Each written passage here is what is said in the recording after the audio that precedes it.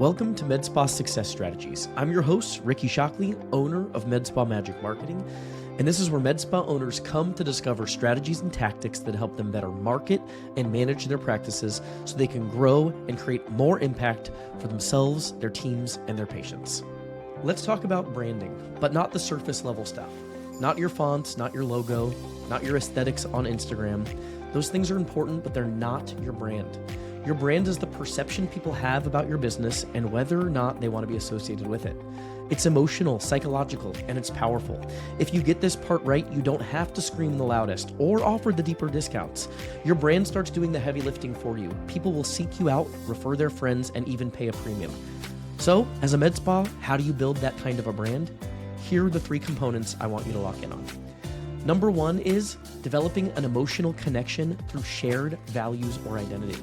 This is where brand loyalty really begins. People support brands that reflect something about them, their values, identity, lifestyle. It's the reason people choose Apple over PC or Lululemon over a cheaper pair of leggings. They're not just buying the product, they're buying alignment. They're saying this brand is for me to some extent. So for your med spa, what I want you to ask yourself is, what do we stand for? Who are we here to serve? And how can we show more of that through our story and personality? I think one of the easiest ways to do this is to actually just develop personal connections via the owners and providers and have those people be very prominent in telling their story, what matters to them, what's going on in their lives, what are their challenges, what are their pain points. That's the type of stuff that will help you connect at a deeper level that can set you apart from other providers, right? So most med spas stay surface level with their marketing. They'll post before and afters and treatment solutions, but they don't share the why about what they do, the mission behind the brand. So if you want to stand out, start telling your story, show your team's personality, and make people feel a connection. When people feel connected to you, they'll choose you even if your price is higher or your location is less convenient. Number 2, develop the cool factor. Earn social proof among the tastemakers. Let's be honest, people are influenced by people they admire. And successful brands know this. That's why Nike partners with athletes, why high-end restaurants seat celebrities up front, and why new businesses work hard to get those first few influential clients. In your world, that might be a local fitness coach with a strong Instagram following, a boutique owner, a stylist, or even another respected provider. Find the tastemakers in your niche, your town, and build relationships with them. That can mean offering them a VIP experience, collaborating on content, or just consistently showing up and adding value. The goal isn't to fake influence, it's to earn influence. When people see someone they trust choosing your brand, it accelerates the trust in their minds too. Number 3, back it up with a great product or service. I don't care how great your story is or how much influence you have, none of it matters if you can't deliver. If your treatments are inconsistent, your team is disengaged, or your results are just meh, you break the brand promise. Branding isn't a trick, it's not smoke and mirrors. It's a way to align perception with reality, so you have to earn it. You have to deliver an experience that people genuinely want to talk about. The best branding strategy in the world cannot save a bad product, really even an average product or an above average product. In this competitive space, you have to be excellent in all aspects of what you do. When you pair emotional connection and social proof with great results, that's when the magic happens. That's how you become the med spa people brag about. So if you're tired of blending in, competing strictly on price, it's time to start shaping perception on purpose. Tell your story, earn influence, and most importantly, deliver the kind of experience that truly exceeds expectations. That's real branding, and that's how you build a business that lasts. All right, 2 news stories we're going to cover today. The first is from health.com, and it's a news article from 2 days ago. So as of filming this, this is just one of the last end here of March, so there might be some updates on this. We film these episodes a week prior. So if there are updates on this, got one person that I really want you to stay connected with. That is Courtney Walker. You can find her on Instagram at Court, C-O-U-R-T, Approved Aesthetics. She's an attorney, and she's really, really in the loop on all things happening with GLP-1s, compounding, and next steps. But for today, we're just going to touch on this article from health.com, March 28th. I'm going to focus on the portion of the article that talks about the future of compounding. This section of the article says, will compound versions of Ozempic and Wegovy actually be banned? The FDA announced it would delay enforcement of its ban on compounded semaglutide for the time being. Pharmacies and physicians have until April 22nd to cease production, and outsourcing facilities, which are larger compounders, can remain in business through May 22nd. This was to avoid unnecessary disruption in patient treatment. After the OFA filed its lawsuit, the FDA announced it would hold off on the ban until a district court made a decision or until the previously announced deadlines, whichever comes first. In the lawsuit, OFA is arguing that Ozempic and Wegovy shortage isn't over and that compounding should still be allowed so patients can have access to reasonably priced medications. OFA has several legal theories for this argument, but they all center around the allegation that the FDA relied on data from the branded drug companies rather than examining other data from consumers or the compounding industry. So the FDA appears to be following a similar pattern with compounded semaglutide by delaying enforcement of the compound until the court decision, said Carter Johnson. If a court decision is rendered against the OFA, the ban's timeline is likely to be very similar for tirzepatide. So long story short, we covered this last week. These things, as of filming this, are very up in the air. Again, I think the best resource for this is really Courtney Walker. I would go check her out on Instagram. We had her on the podcast. She's an attorney. She works in the med spa space, and she's very, very in the loop on all things happening with this GLP-1 shortage issue. So as of watching this, that's my best advice. Go follow Courtney Walker at Court Approved Aesthetics on Instagram, as that news about GLP-1 compounding, just continues to evolve. We just want to make sure we're keeping you in the loop and giving you the best advice and next action items related to being able to continue providing these services to your clients if you do so in your med spa. Hey there, wanted to briefly interrupt the episode to make a quick ask. If you're a podcast listener, it would mean the world to us if you leave a review for the podcast, whether that's on iTunes or Spotify. It's something I hadn't really remembered or thought of asking for, but it does help us show up more frequently so that we can reach more people with the information that we're providing. So it would mean the world to us if you'd leave a review on iTunes or Spotify, if you're listening on audio. If you're watching on YouTube, make sure to hit the subscribe button so you're in the loop for future videos and you don't miss any of the content that we're putting out. So this episode is brought to you by Med Spa Magic Marketing, my agency. We help med spas and aesthetics practices grow with more effective marketing strategies. And I know that's a vague phrase, right? It's a vague claim. So I have an offer for you. I offer this to any new prospects. If you're interested in exploring another marketing option, a new agency, or just getting into Facebook, Instagram, Google Ads for the first time, I'd love to show you why we're different, what we're doing for clients.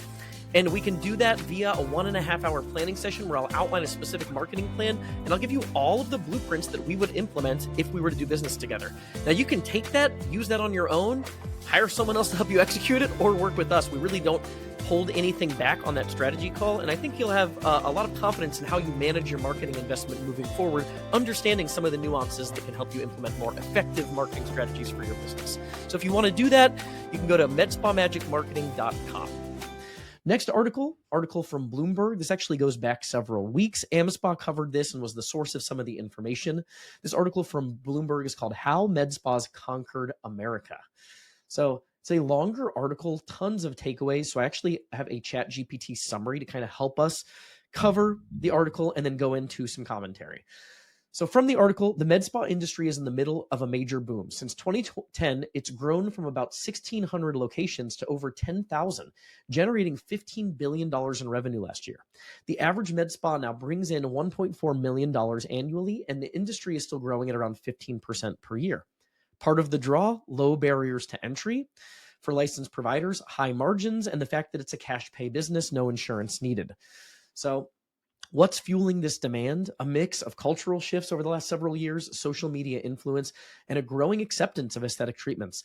Think Botox, fillers, cool sculpting, right? But also newer offerings like the GLP-1 products we just talked about, IV therapy, and hormone treatments. Private equity in this industry is circling, but most med spas are still independently owned. Over 80% are single location operators. The challenge for investors is loyalty is often tied to individual providers, not the brand. I think that's very true.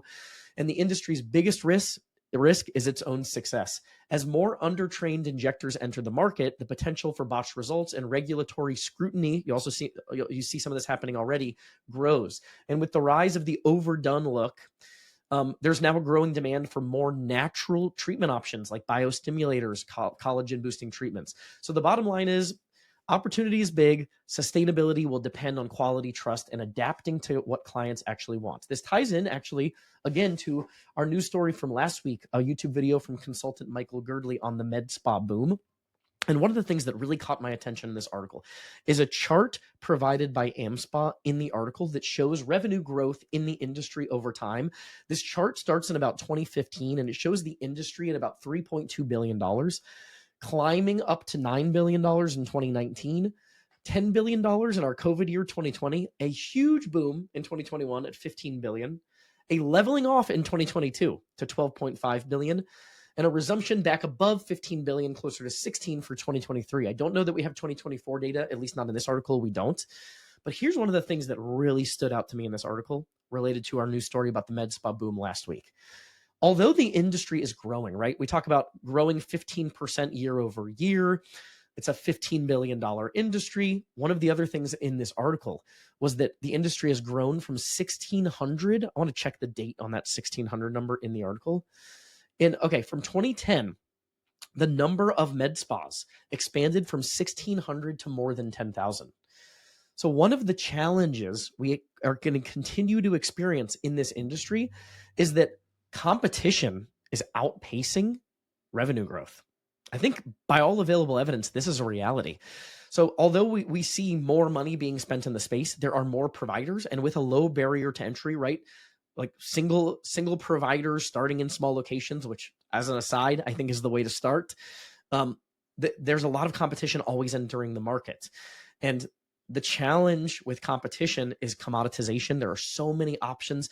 They start to kind of wash together. There's not a differentiated option. It's a race to the bottom in a perfect competitive market. We talked about this, I think, a little bit last week. Race to the bottom in terms of price points tends to happen. So I think my monologue today on branding is really important. I think this news article illustrates the importance on really setting yourself apart, optimizing all aspects of your business, developing emotional connections, and building a brand that is more than just the standard med spa. Because we're in a growing industry and there's money to be made if you're going to be one of the survivors, and not everyone will be. There are so many people entering this market, so many competitors. You all see this in your local markets. There are more people today than there ever have been offering the services that you offer. So the takeaway there is, I think you just have to have everything so buttoned up in terms of process, patient quality, patient delivery of services, patient experience, quality of results, relative to price point, branding, emotional connection, everything we talk about on this podcast just matters more and more and more as the months go on. So that's an important thing to see, though, because although the industry is growing with more competition, that means on average, there's going to be less revenue per practice available. So we need to be cognizant of that. Marketing aggressively and doing all of those other things well. So I thought that was kind of an interesting takeaway to kind of look at the difference between the revenue growth in the industry relative to the number of businesses popping up each and every year. So that's it for the news today. We're going to pop into our next segment. All right, we've got a lot of continuity in today's episode because we are going to, in our Magic Moves segment here, we're going to kind of tie this into the theme of the episode, which is branding and differentiating. How do we set ourselves apart? So this has been something that's really been on the forefront of our minds lately, because if you watch any of our stuff, if you're an existing client, you know that our philosophy is we know we want people to love our clients, right? Our med spas, we want to figure out how do we make more people fans of your med spa? And our easy solution to that is we want to create engagements that lead to perception through experience. So how can we reduce barriers to entry to get somebody through the door at your med spa so that they have a brand connection with you based on personal experience? And I do think that's the easiest way to accomplish brand favorability in the eyes of a specific prospect. But what we've been thinking about more and more is how do we actually, in our advertising and in the stuff that we communicate to our prospects prior to that appointment, start to develop brand differentiation based on emotional connection. So that's kind of where today's monologue came from. So we're going to focus our Magic Move segment today on things that we're doing for our clients right now to help them set themselves apart in their ad messaging. How can we let our marketing messages and communications carry some of the weight of creating brand perception? So Lauren, you want to go into just some of the things we're doing with automations and even some of the things that are on our radar here for ads changes related to branding and helping our clients just set themselves apart a little bit. So if you're listening to this, I really recommend incorporating some of this into your marketing and advertising. Yeah, absolutely. I think one of the biggest things that we're working on right now is a welcome video is essentially what we've been talking about and what we've been implementing for a lot of our clients. Essentially within the welcome video, it just gets people able to know your brand, to know you, to put a face with the brand and with the practice too. It gives the opportunity for the providers to share a little snippet on themselves, what their favorite treatment is and why, some really cool testimonial videos of people actually showing their results and talking about why they love your med spa and why they love the results that they've received so far. So that video is a couple of them that we've gotten done so far are about 3 minutes long. It's not super long, but it really just introduces why you're the place to visit and it gets them comfortable with your brand too.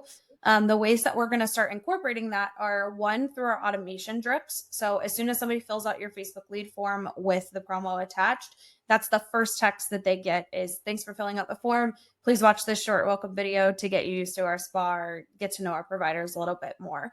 Along with that, we're actually going to start incorporating it into the ad itself too. So we're going to do a carousel template of an ad to where you can swipe through the images or the videos as they pop up.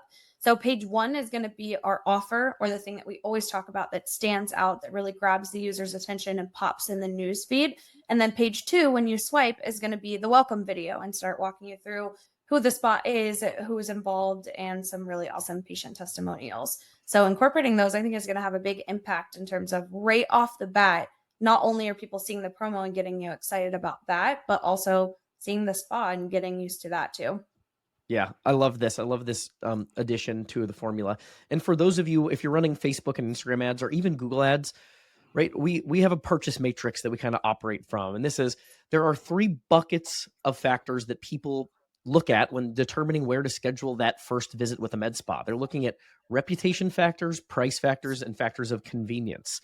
There are a lot of things that fall into that reputation bucket, right? Your Google reviews, what people see on Instagram, and I would argue that the brand element, the emotional connection element, is part of that. So we're optimizing in our strategy. We still love new patient specific promos and offers because what it does is it lowers your acquisition cost. All other things equal, if you've got a really enticing offer, you're going to pay less to acquire the customer. And in every financial calculation that we've run, when you look at the analysis of the trade-offs, it's one of the catalysts to maximizing the ROI from your ad expenditure is lowering your cost of customer acquisition. So we love new patient one-time use offers because we want to create an engagement that leads to perception from personal experience. But Lauren's talking about how can we leverage more of that brand building element, that connection building element in the ads before someone becomes a patient. And I think adding it into the ads mix as a second slide. So if you're running offer based ads on Facebook and Instagram, we love this idea that we're going to start experimenting with, which is put it as the second slide. So your offer frame is there of whatever the deal is. And the next slide is like, and here's why you should fall in love with our practice over all the other options you have available. Really excited about that. I would say another application for this, if you're going to do a welcome video or like this piece of content, whether it's text and images, whatever this is, you need to tell your story and show personality to develop an emotional connection. So on your landing pages, if you're using Google Ads, wherever you're sending that traffic from Google Ads, make sure that it's on your website there. And I would argue even your website in general, this is something that we need to start doing more and more of in our space. Really, most service-based local businesses probably need to be leaning a lot more into this. So showing personality and authenticity in your marketing messages from your website, your social media accounts, to the destinations that people are seeing when they're clicking your ads, whether it's Facebook and Instagram or Google Ads. So the other place Lauren mentioned we're putting this is the automation drips. When she says automation drips, we're big proponents of when you're running ads, should have the first part of your process, your follow-up process automated. So when a lead comes in from any source, whether it's Facebook and Instagram or Google Ads, you're automating some follow-up based on whatever they inquired about. So if they inquired about Botox and they looked into your new patient promo, one of the first things we want to send them automatically is this welcome video. Some of the other things we include in that template are if you've got really good Google reviews, mention your Google reviews. If you do have influential people in town that are your customers that give you permission to kind of tout and float their names, maybe incorporate some of that into there, right? We have a couple clients. One of our clients is the official med spa of one of the NFL team's cheerleaders. Really cool thing that adds additional credibility and helps build brand up front. So I think those are some great actionable tips. I think that makes up our magic move segment for today in terms of action items you can incorporate into your marketing program to boost results. Lauren, any other thoughts on that? Any other like second, third level strategies that we have on the radar? Yeah, actually, two more real quick. I think one that's really awesome too is you already have an established list. I'm sure all of you do. A handful of those people are probably people that have never been into your practice before. So really leveraging your text and email marketing to that list to start building your brand even through them. It's easy with our newsletters kind of to get in a habit of just sending a standard newsletter, sending our specials and things like that. Something we're starting to do is have each of your providers pick their favorite treatment and a quote that goes with why that's their favorite treatment, and then offer that as the monthly special. So for one of our practices, for example, their esthetician's doing $75 off VI peels. One of their providers is doing $75 off lip filler. So it's really cute. In the newsletter, it has a photo of the provider, what their favorite quote is on that service, and then the offer associated with it. So even through your list and your newsletters too, just continuing to build your brand and building your providers and building up your team that way too is a really cool way to kind of still engage that list of people that you have that might already be established with you. Maybe it's somebody that comes and gets Botox all the time, but they see your provider and they love the offer for a facial and they want to try something different too. So definitely kind of pushing that down the line too. Don't just think that because someone's been to you, they know you and know your brand well, but keep pushing those things even with the list that you have. Yeah, you need to continue telling your story. You don't build connection and a relationship based on one interaction. So you probably have patients right now that have been in for their first Botox treatment. Continue to develop that relationship through emotional connection by showing personality. I really think showing personality and telling your story and being authentic is the best way to build an element of brand into what you're doing. So I really like that idea too. I think that's going to be really effective too, because it's Mhm. I think unique and tends to probably connect at a deeper level than just a standard promotion link. So really cool idea, Lauren. Love that. Yeah. And then I think one of the other things too that's a really good application of this is with a lot of our services, especially ones that are a little different, maybe it's not just a standard Botox or facial, with some of the things that maybe it's a concern that people have, but they don't really know exactly how to go about or what the appointment's going to look like. Some of our practices incorporate videos on each page of their website that talk about what the treatment is and what the process looks like on your first appointment. So maybe they walk you through, hey, you're going to come in, check in at the front desk, sit down in our consultation room. We're going to talk through X, Y, and Z. Then you can choose if you want to proceed with treatment. Here's what treatment looks like and walks you down that way. So that also builds a perception of your brand too. That's you're for the people. Like you want people to be comfortable when they come in. You want them to be happy and excited about treatment, not scared, like, oh, you're poking me with needles in my face, right? But you're providing a comfortable and relaxing atmosphere that gets them excited about those goals too. So, not just that you're somebody who's going to get somebody in and out the door, but we're providing a nice experience when they're there and that you really care about them as a person too and their results. So, I think even just short little iPhone clip videos of one of your providers talking about their favorite treatment and what that looks like for them or that process looks like, pop it on your web page as a YouTube link and get people comfortable with it that way too as they start to learn more. Yeah, I'm reading Good to Great by Jim Collins right now. And one of the things he talks about is most of the great companies, they work based on the flywheel effect, incremental improvements. And I think as business owners, sometimes we're always looking for the thing that's just going to take us from wherever we are now to like triple the amount of success overnight. And that's really not how most success is created. It is this incremental approach to improvement. And we really adopted that. And I like this idea because most people that hear this go, okay, whatever, that's not gonna make or break me, and they'll brush it off. But I guarantee you that's going to make a difference, and it's going to be a notch in your belt that's at least going to make an incremental improvement to everything that you do. Because when people, my wife and I were just doing this over the weekend, searching for some local businesses, and I was just going to ask you to type in, bring this up, Ricky. I think yeah, it's a perfect you type in analogy. a Google search and you get to a website, and you're trying to kind of figure out who to trust and like what do they actually say about the service. And so much of the content that's on the website is just boilerplate like Q&A information about the service. If people performed a search and got to your website, they're already kind of interested in the service. You need to make them feel comfortable specifically moving forward with treatment from your business with your providers. So these videos, it can be something as simple as Lauren said, like a cell phone video of one of your providers going, oh, here's what it looks like when you do Botox. Here's how we think about Botox and injectables. Here's our philosophy. Here's why we do what we do. Here's the process.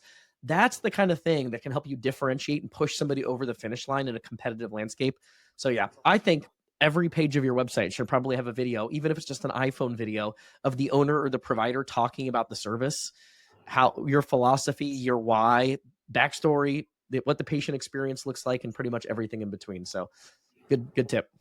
Cool. All right. With that, we are going to move to our next segment, which is follower Q&A.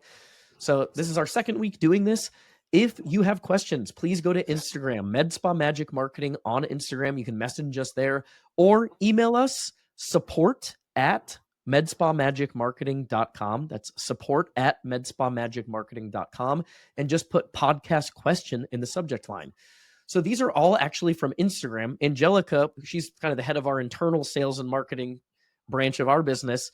She gathered some of these via an Instagram post. So we're covering these in an Instagram post, but we're going to do these in the video because I think these were great questions that are hopefully going to add a little tidbit of knowledge to help you level up your marketing and management here. So Lauren, first question is, what CRM do you all recommend? Loaded question. Honestly, for me, it's a super easy answer, at least from the ones that we've used with our clients. Zenoti would definitely be the number one choice for us. Most of those reasons, like I said, because of a lot of our clients use it, but it's also just the easiest one that we've found to be able to use. It gives you access to a lot of different target segments and ways to segment your reporting, your client lists, things like that. Who's coming in for what treatments and who hasn't tried others. It's just simple. It has everything really in one place. It works really well. It has what's called open API, so it can communicate between different platforms too. So we use that a lot with Go High Level to communicate data in terms of our leads who have booked and paid for appointments. I'm sure there are plenty other good ones out there, but like I said, that's just a one that a lot of our clients use. That's really friendly, user friendly, and easy to set up, as well as they have a good support team that typically helps out too. Yeah, and I think the caveat for us is just know our recommendation is coming from the marketing side. So we love that because we want reporting data. We want to be able to make better marketing decisions, and we can get that data in our experience easiest from Zenoti. Lauren, real quick, if you had to kind of say our clients, the ones that they use, where do you feel like people are generally pretty satisfied just in terms of the practice side use, like dealing with patients, booking appointments, flexibility? If you had to kind of bucket those, which ones would you say are like on the thumbs up side, just as a general rule, or like, I don't know, where we don't feel super comfortable with these? Yeah, thumbs up side, I'd definitely say people love Zenoti. Mango Mint is one too. It's a little bit smaller, but our practices who use it love it. Boulevard is also a really good one that people like with ease of use. Some of the no-goes or more tough ones for us are Aesthetic Pro. That one is pretty outdated, I think, and it's just challenging to kind of use the features and the reporting and things like that. And then Aesthetic Record kind of depends on which side you're on of it. If you're just using Aesthetic Record as it is, it's a little more challenging as well. Reports are really, really limited. If you use their Lead AR software, which is basically Go High Level too, that one is really helpful if you're going that route. Lauren, with the Lead AR, this has come up more and more. So for those of you who aren't familiar, Aesthetic Record, they have their own version of Go High Level. Go High Level is basically a marketing side CRM. It's the one that we use to do a lot of our lead nurture and tracking of leads into booked appointments. So optimizing for that process, automating that process, and measuring those stats. We use Go High Level for a lot of that. Aesthetic Record adopted their own version of Go High Level, and they call it Lead AR. We just had a client, though, that actually went through a pretty extensive project to go away from Lead AR. I don't know off the top of my head what the reason was. Lauren, do you have any insight on that? Maybe not, but do you know what the reason was for wanting to get off of Lead AR? Honestly, I don't know. Okay. We'll probably ask on that. Maybe we can report back to you all. Yeah. Because in our experience, I think it does a decent job. Like it's basically high level layered inside of Aesthetic Record, does most of the things we wanted to do, but I'll get some more insights as to why they switched away, because they did switch to Zenoti. Okay, so that's our recommendation for CRM. Marketing side, it's Go High Level for us. Practice management side, if we had to pick a winner, it'd be Zenoti. But really, I think the one thing, if you're spending money on marketing, you want a public API so you can make sure you can connect data. If your EMR does not have the ability to connect data, you're going to be at a disadvantage in terms of your ability to analyze your marketing investment. So there are other things, right? You can use MailChimp for some automation tools. Just personally, we don't have a lot of hands-on experience with that at this point. All right, Lauren, you want to roll with question 2? Yeah. Question 2 is, how do you use blog posts to boost SEO without getting into keyword cannibalization? So this person that asked this question has obviously listened to a lot of our content because those are very technical terms, keyword cannibalization, but I'll explain the concept real quick. So I have a video on our YouTube channel that basically argues against blogging as an SEO strategy for most local service-based businesses. I won't go into every detail of that right now, but this question, what it's asking is how do we avoid keyword cannibalization if we're going to do blogs? I'll give you the quick scan here. If your blog posts are optimized for local search queries, you're probably creating this issue we call keyword cannibalization. So if you have a page on your website I'll give you a great example. We had a client in Austin. They had a service page, which is Cool Sculpting in Austin. But then they had like 5 different blog posts that were also optimized for Cool Sculpting Austin, like benefits of Cool Sculpting in Austin, FAQs for Cool Sculpting in Austin. If you're adding location-based keywords to your blog posts, you're probably going to create an issue with keyword cannibalization. What that means is you now have 2 pages on your website that are optimized for the same search, right? If I'm looking for this service in this town, Google now doesn't really know which page they should be showing to the search user. That doesn't really make sense as just a user experience initiative, right? We want to make sure that we have one page that answers every question you could possibly have about the service. So I would recommend not segmenting that into a blog post. That should be on your service pages. So that's my quick tip is just make sure there's not location information in your blog posts. If you want the full analysis of why we don't recommend blogging for SEO, just Google blogging for med spa SEO, and I think our video comes up pretty much toward the top there. So, and Lauren, any other thoughts on that? No, I think that sounds great. You ready for the Cool. next one? Yep. All right. I'll jump back up. Actually, we're going to one other. Actually, I'll do that one because that's a weird one, I think. Because we have this one, which is, would you talk a bit about local service ads on Google? Oh, I If didn't you even realize recommend I them? skipped one. Sorry, Yeah. So, Ricky. but real quick on this one, this will be a short answer. Local service ads. If you Google something like plumbers near me, you'll see at the very top, you've got this little thing that says Google guaranteed next to the search results. See, we don't do a lot of this, so I'm just going to make sure I'm not saying anything that's inaccurate here. But you'll generally see, well, of course, plumbers is not showing for me. I don't know. Let me see if I can find AC Lawyers. companies near me. Lawyers, I know, is a big one where these will show up. Okay, perfect. AC services. It'll say AC services, and it'll have a book button and like a get phone number, and it kind of looks like the Maps results. So that is what the Google local service ads generally looked like, or Google guaranteed. Those are basically pay per call. It's a pay per call model for the most part. That's only available in certain industries. In the healthcare space, it's like hair salons and nail salons. So it's not available for med spas as of now. Something to keep on the radar as they expand that offering. I think local service ads will be an element to add into your marketing mix. But for now, just know with Google, you're really relying on organic search or traditional Google search ads. There are no local service ads available. So I'll jump to the next one for you, Lauren, which is something that comes up for us all the time. How do we balance trying to attract high ticket patients and not just deal seekers through our advertising? Complicated question, I know.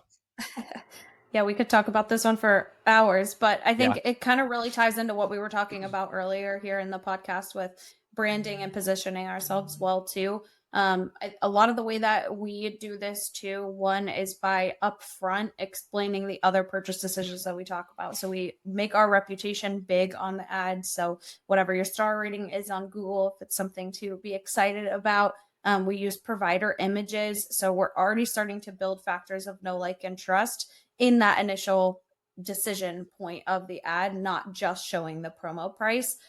Same thing we talked about through the automation drip. So starting to build on those factors too. And then from there, action changes attitude faster than attitude changes action. So getting somebody to come in and have an authentic experience with the practice, fall in love with your providers, your space, the way that you do things. That's really how you're going to have high ticket clients and people that return with you for months and years to come. Getting them in the door is honestly the easier part in terms of using those discounts to attract new patients at a cost-effective strategy or cost-effective way. And then once they're in is how we turn them into high ticket clients. It's the experience that they have. It's falling in love with their results and wanting to return with you for months and years to come. But definitely upfront, taking care of knowing where people are, doing the correct things with your location and demographic targeting with your ads. So, for example, if you're targeting an hour and a half away and you're pushing a steep discount, people are probably coming to you just for that discount, not because of your reputation or your location. So we get really specific with our location targeting, as well as in the ad graphics showcasing our results and our providers and our team as well. Yeah. So I think the great tidbit is, if you're running offer-based ads, discount-based ads for new patients, incorporate the other things. Try to figure out how to make sure that you're reaching people where you're a convenient option. They're also choosing you because they're building some emotional connection, seeing your brand, seeing your provider on the thing, understanding your Google reviews. I think that's really important. That'll help optimize for patient quality. I'll take one step back and add one layer to this, which is, you have a trade-off of decisions that you're making, right? Every action has an equal and opposite reaction. So as you turn one knob up, something else gets turned down. These things are all kind of intertwined. So when we talk about running new patient exclusive discounts, like back to the previous point, what we're doing is we're lowering our acquisition costs. When we do that, though, when you run discount-based ads, we do understand that some of the people coming to see us are going to be discount shoppers. I'll add this little tidbit. Sarah Schickman on our podcast, I mentioned this a lot. She mentioned when she audited her practice before she sold it, of her top 20% spenders, 80% of them originally came from Groupon. Even your high quality clients like to feel like they're getting a good deal. So I think that's an important thing to keep in mind. But I always use this term catch rate or effective cost of customer acquisition, which basically means when you're running a discount based ad to get somebody in the door for the first time and you're lowering your acquisition cost, you're accepting that maybe 50% of those people aren't going to be sticky clients that are your high spenders that are going to be around for years. But by casting that wider net, of the 10 people that you got for that $1,000, 5 of them are good. That's an effective cost of customer acquisition of $200. If you take that discount off the table, it makes it more challenging to win that person over for the initial visit. So your acquisition costs are way higher. You might pay $300 or $400 to get a single patient through the door.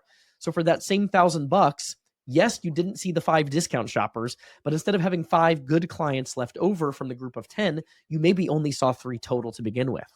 So the catch rate after all things are sorted out is generally better when you incorporate those discounting strategies, because you make it easier for people to choose you if it's a tie, right? So if they're like, this practice has a good reputation and they're local, and this practice has a good reputation and they're local, but they've got a really attractive offer to get me in the door for the first time, you're just tipping the scales in your favor to increase the chances more people choose you over the alternative. So that's why we like that strategy. You do have options. There are trade-offs. We talked about some of this internally this morning, but just know if you're seeking only your ideal clients, you're going to pay a premium to reach those people directly without any sort of discount or promotion involved. And if you break down the math, we've got videos on this, the math can look really shaky in terms of the ROI calculation. So I would just be wary of consultants and people telling you, because I know it's what practice owners want to hear. I don't want the discount shoppers. I just want good quality, high paying clients. Well, there's a trade-off you're making when you try to win only on reputation and only seeing the high ticket clients. And that trade-off is really high acquisition costs that can really throw a wrench in your ROI calculations from your advertising. So next question here, is this your rolling to you, Lauren? This last one? Yes. Yep. Last one is, how can I rank higher in the Google Maps pack? Yeah, I think this is easier than most people think. Go. I always use this in my sales calls. Go Google best pizza in Chicago. What you'll see is the businesses that show up have a large volume of reviews. It's not the mom and pop that has perfect 5 stars showing in that Maps pack necessarily. It's the business that has 13,000 reviews because a lot of people have been there. Now, we can't get away with a low reputation as a med spa, so it's important to maintain the 5-star rating. But if you can maintain a high star rating, the next most important thing is review volume and recency. How many people are actually leaving Google reviews? That is the proxy vote for how many people are doing business with you. So star rating, priority number 1, review volume, priority number 2. The next things there are your category tags. Make sure your category tag is correct. Make sure your service list is filled out, meaning everything that you offer is in your service list. I think those are the easy things. Lauren, anything to add to that in terms of bells and whistles to optimize for where you're showing up in the Google Maps results? I would say too, optimizing your description. So making sure it's keyword rich too, and explaining all of the services that you offer. And then keeping your photos up to date and adding new things to your posts and photos as well. Just to keep the listing up to date too. Yeah, and if you have new patient promos, make sure that that information is contained in your Google listing. Again, this is your chance to develop that connection, right? Have nice photos, make people feel as comfortable and confident coming into your spa over the other options that they have available. But those are the simple things that impact rankings. So when you get emails out of the blue from somebody saying, I'm a marketer, I'm going to help you rank better in the Google Maps pack, it's not that easy to game. It is a pretty good representation of the most reputable, most popular providers. So it's kind of a catch-22, because to be in the Maps pack, you have to be the most reputable, most popular provider. And to be the most reputable, most popular provider, you need to be in the Maps pack.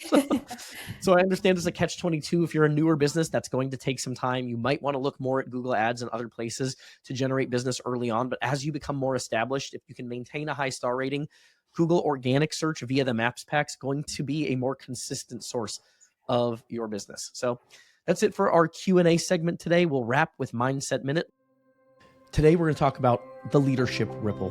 Whether you realize it or not, you're setting the emotional tone for your entire business. If you walk in stressed, rushed, or reactive, your team feels it. When you show up with clarity, compassion, and confidence, that energy spreads too. Leadership is not about having all the answers. It's about being the kind of person others feel safe following. So today, take a breath, check your energy, and lead in a way that lifts the room, not just runs it. Thanks everyone for tuning in. This podcast is a production of Med Spa Magic Marketing. If your med spa or aesthetic practice is in need of digital marketing services, help with advertising on Facebook, Instagram, Google, lead generation, and booking more appointments, please visit medspamagicmarketing.com.